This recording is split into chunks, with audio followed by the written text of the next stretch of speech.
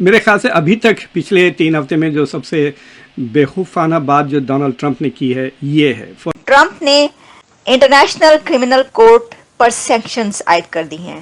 Sanctions लगाने की वजह यह है कि इस कोर्ट की तरफ से नेतन्याहू और इजराइल के खिलाफ ये इन्वेस्टिगेशन की जा रही थी कि वहां पर गाजा में जो कुछ हुआ है, हमें लगा था ट्रंप आएगा तो मामला को बेहतर कर देगा, उससे भी बदतर निकला। ये बाइडेन से भी बदतर निकला है ट्रंप बेसिकली। दूसरी चीज ये है कि मतलब he is going to give a signal to Netanyahu कि तुम्हें जो करना है इन टर्म्स ऑफ डिस्प्लेसमेंट वो आप कर लें, और मुझे लगता है that is the more dangerous side of it. पहली बात तो उन्होंने कहा कि ये गजा से ये लोग यहाँ से चले जाएं और इजिप्ट और जो जॉर्डन है उनसे या और बाकी भी अरब ममालिक हैं उनसे मैं बात करूँगा और वो मान जाएंगे। अपने उस घटिया आदमी को जिसका नाम नेतन्याहू है उसको खुश करने के लिए कोई बयान देंगे तो जमीनी रियलिटीज उससे नहीं बदलेंगी। आपने देखा कि इसके ऊपर कितना स्ट्रांग रिएक्शन आया है हमास की तरफ से, सऊदी अरब की तरफ से। ओआईसी का प्लेटफॉर्म मौजूद है। ओआईसी के चार्टर में प्रीएम्बल में पैराग्राफ 16 में दिया हुआ है कि फलस्तीनियों के काफ को सपोर्ट किया जाएगा। तो ये देखिए कि डोनाल्ड ट्रंप किस तरीके से उस हवाले से भी इशारा कर रहे हैं कि वो भी ये समझते हैं कि इसराइल अभी इस वक्त जितने खित्ता ज़मीन पर है वो काफ़ी नहीं है इसराइल के लिए। फर्स्ट ऑफ ऑल ये इंटरनेशनल लॉ के खिलाफ है कि किसी भी पॉपुलेशन को आप डिस्प्लेस करना। देखिए खुशी खुशी तो कोई नहीं जाने वाला, ये जो समझ रहे हैं इट्स नॉट। हेलो दोस्तों, स्वागत है आप सभी का AP ज्ञान चैनल पे। तो फ्रेंड्स आइए देखते हैं पाकिस्तानी मीडिया की लेटेस्ट वीडियो। तो दोस्तों वैसे तो ट्रंप के कई ऐसे ऑर्डर्स हैं और एक्शंस हैं जिसने पूरी दुनिया के अंदर हलचल तो मचा ही रखी है, जिसमें भारत भी शामिल है। लेकिन इसी के साथ इसमें जो पाकिस्तानी मीडिया में कह सकते हैं एक तरह से हड़कंप मचा हुआ है कि ट्रंप ने एक के बाद एक दो ऐसे फैसले लिए हैं जिसने मिडिल ईस्ट के अंदर फ़िलिस्तीन और इजराइल की इतिहास को बदल देगा, जिसके कारण इसमें मिडिल ईस्ट के अंदर और ख़ास तौर से फ़िलिस्तीन को सपोर्ट करने वाले देश जिनमें पाकिस्तान कह सकते हैं। हालांकि फ़िलिस्तीन से पाकिस्तान का कोई दूर दूर का नाता भी नहीं है, बट फिर भी ट्रंप के इस फैसले से जो सबसे ज़्यादा असर लग रहा है वह पाकिस्तान और पाकिस्तानी मीडिया के अंदर ही हुआ है, क्योंकि लगभग इस समय हर पाकिस्तानी टीवी चैनल और हर पाकिस्तानी मीडिया, चाहे सोशल मीडिया हो, प्रिंट मीडिया हो, टीवी मीडिया हो, उसमें इस समय इजराइल और फ़िलिस्तीन का ही डिस्कशन चल रहा है, जिसमें कि ट्रंप ने अभी अभी जो फैसले लिए हैं कि फ़िलिस्तीन से जो कि एरिया लगभग तबाह हो चुका है, वहाँ से जो फ़िलिस्तीन वासी रह रहे हैं उनको आसपास के जो अरब देश हैं जो उनके सपोर्ट करते हैं वहाँ पे बसाया जाएगा, उनको वहाँ भेजा जाएगा और फिर अमेरिका तौर से जो गाजा पट्टी है, गाजा उसको कंट्रोल करके उसको डेवलप करेगा, जिसकी वजह से इस समय पाकिस्तानी मीडिया में काफ़ी हलचल है। तो आइए देखते हैं इस वीडियो को।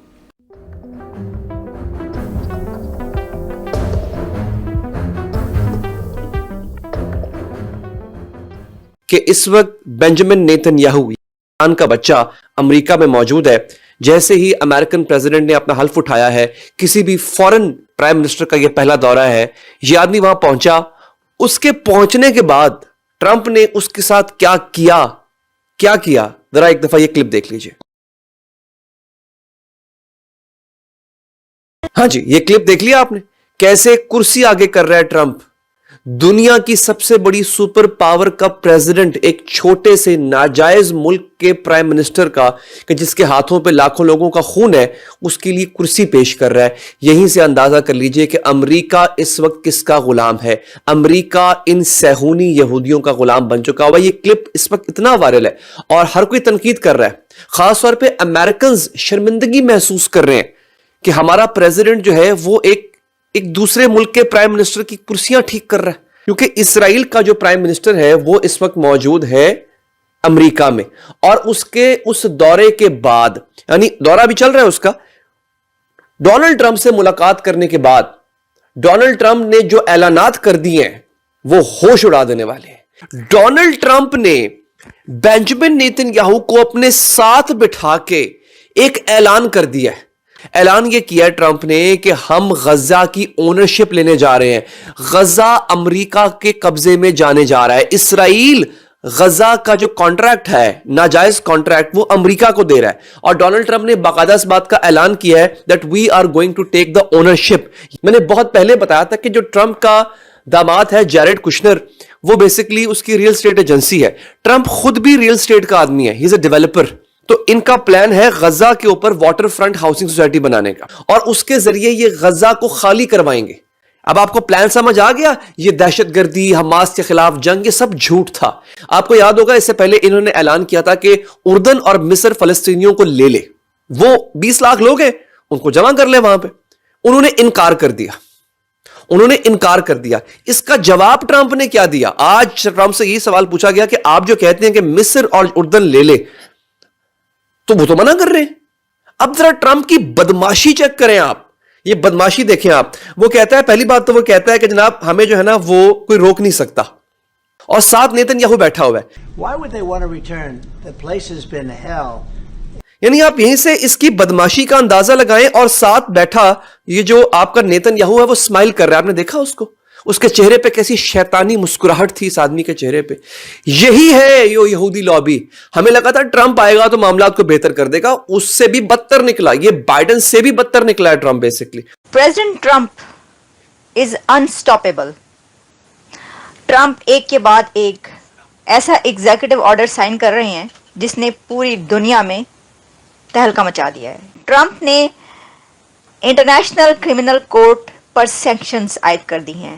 सबसे पहले हम आपको ये बताते हैं कि प्रेसिडेंट ट्रंप ने एक एग्जीक्यूटिव ऑर्डर साइन किया है, और उस एग्जीक्यूटिव ऑर्डर के साइन करने के बाद ये अनाउंस कर दिया गया है कि अब इंटरनेशनल क्रिमिनल कोर्ट पर सैंक्शंस लगाई जा रही हैं।